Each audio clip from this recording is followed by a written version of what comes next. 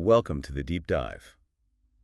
Ever really pause and think about the absolute foundations of your beliefs. It's a fascinating thing to consider. Yeah, so today we're doing a bit of a thought experiment. We're trying to picture a faith completely, well, untouched by colonization.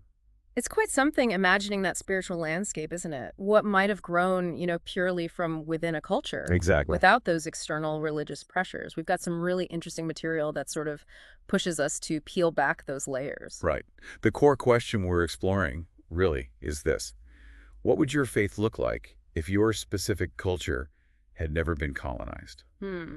I mean, just think about that for a second. No sacred texts or prayers in a language that wasn't originally yours? Yeah, no belief systems just sort of grafted on. For ancient deities renamed, reinterpreted through someone else's lens? It leads you to think about, well, a spiritual understanding that developed completely organically, wouldn't it? Totally. Just from a people's own experiences, their own wisdom. The sources we looked at point towards this idea of a supreme being, but one understood through an ancestral lens. A creator, a A guide. protector, yeah.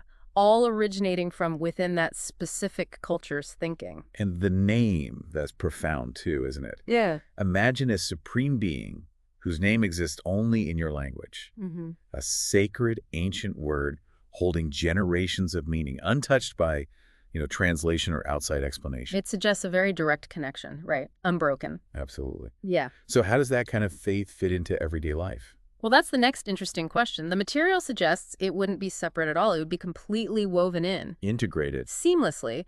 This supreme being isn't some distant figurehead. They're actively honored in the rhythm of life itself. Like in festivals. In festivals, yeah, marking the seasons or important events. In the songs, people sing, carrying history and values. And the stories they tell their children. Definitely. Right. Passing down those core lessons generation after generation. It paints a picture of something really present, imminent. That's a good word for it. Not far off in the heavens somewhere, but a force you feel right here, right now. In the land, maybe. In the land, the changing seasons, like you said, the success of the harvest, the strength of your family or community ties. It's a very different kind of relationship, isn't it?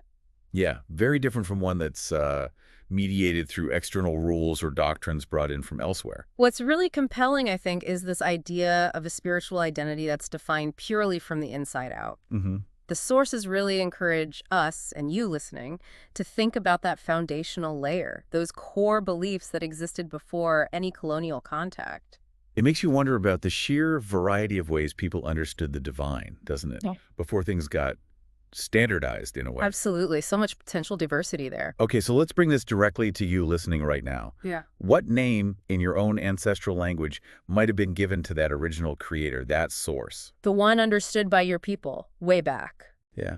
And maybe a deeper question.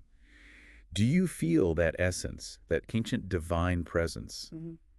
Does it still resonate somehow in your cultural memory, maybe? It's more than just history, isn't it? It touches on the resilience, the inherent wisdom that's passed down in your heritage. Right. Just thinking about this potentially untouched divine presence, it speaks volumes about the enduring spirit of a people. And actually, that connects to where we're going next.